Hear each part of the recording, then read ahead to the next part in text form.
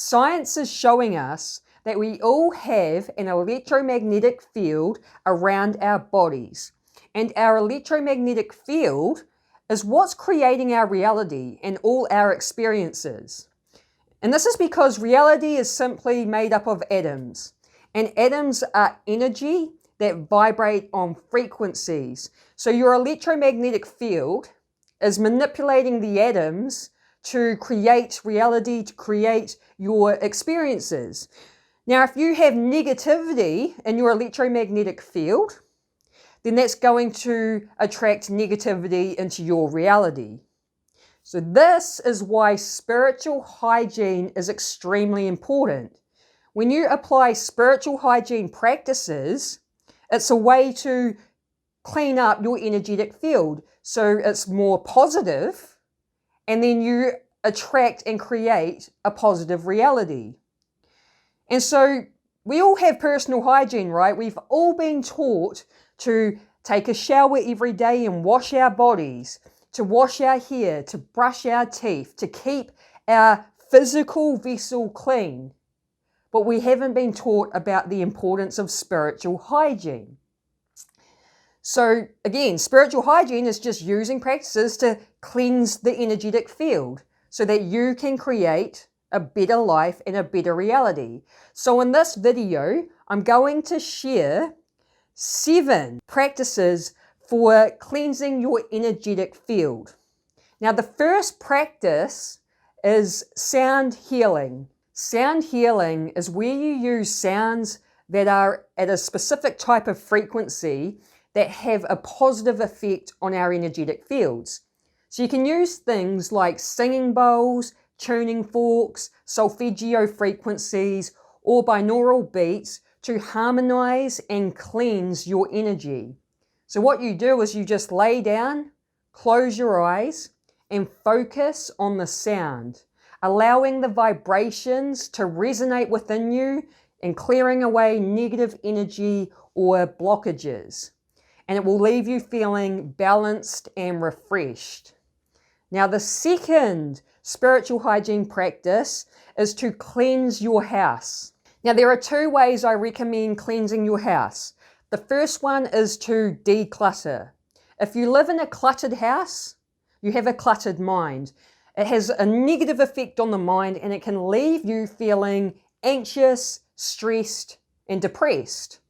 So by cleaning out the clutter, it will lead you to feeling much more positive.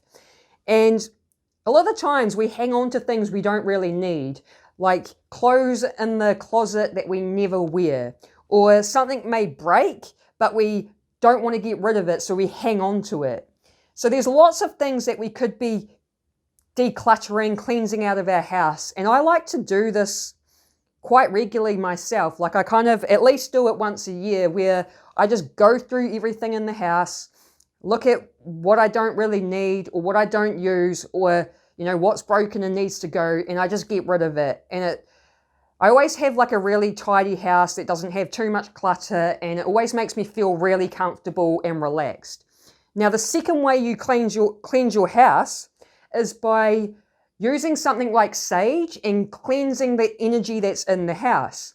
So when you use sage, there's a certain type of way to do this. You've got to make sure you do it the right way so that it actually works. So you've got to have like all the windows and the doors open so that the negative energy can leave. And you have to get the sage in all the corners of every single room. You can't forget a corner. You've got to get in all the wardrobes, the cupboards. You've got to make sure, you're cleansing everything. And you also say like a cleansing mantra as you do it. You can make it like a little bit of like a ceremonial type thing. And it cleanses the negative energy out of your house, which will allow you to think and feel more positively as well. Now, the third spiritual hygiene practice is cleansing bath or shower. Now, cleansing baths have a powerful effect on our energetic fields, and that's because water is a powerful healing element that nourishes our bodies from the inside out. And it brings an energy of cleansing, purification, and release. Salt also has natural cleansing properties which can absorb negative energy.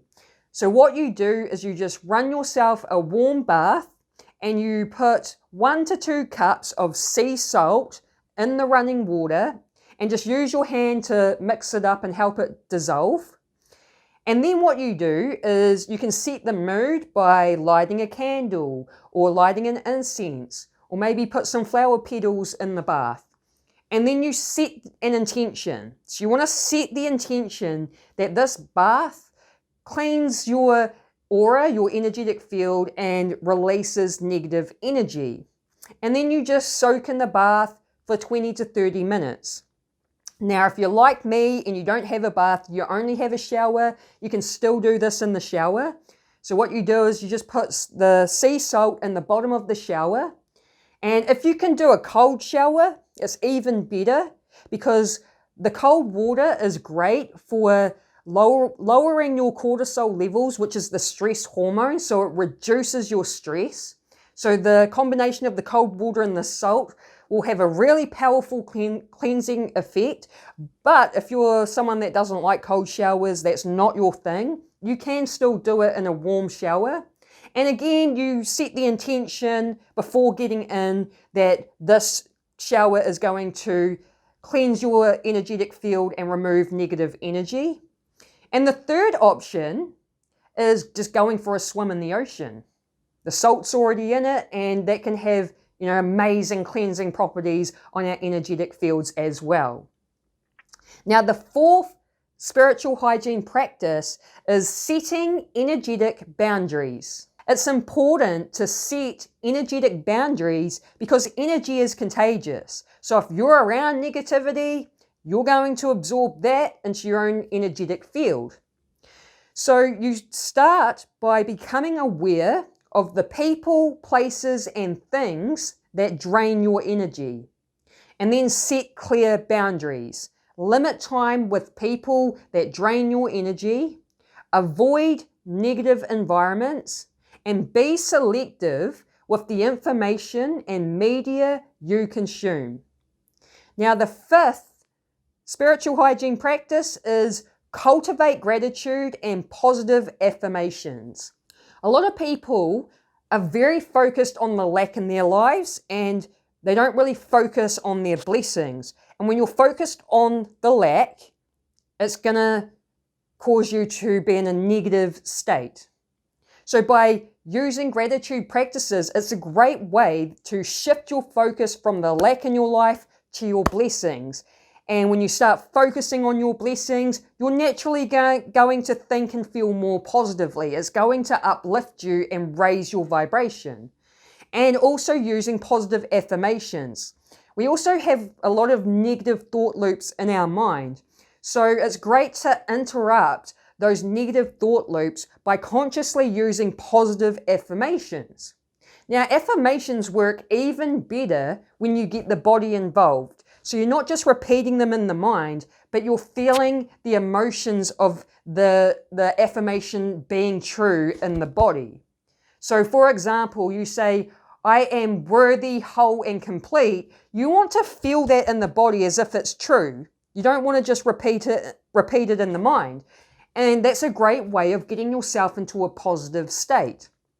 Now, the sixth spiritual hygiene practice is simply to move around.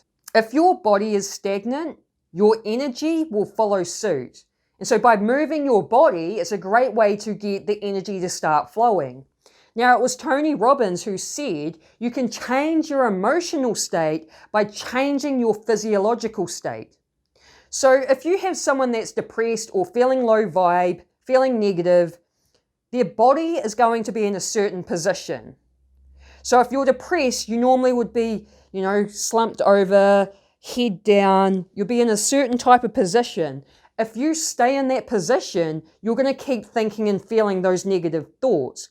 But by changing your physiological state, changing the way your body is from being slumped over with your head down, like maybe in the fetal position, to standing up in what Tony Robbins calls the Superman stance. So you put your hands on your hips, you stand in a strong, powerful stance with a smile on your face for 2 minutes.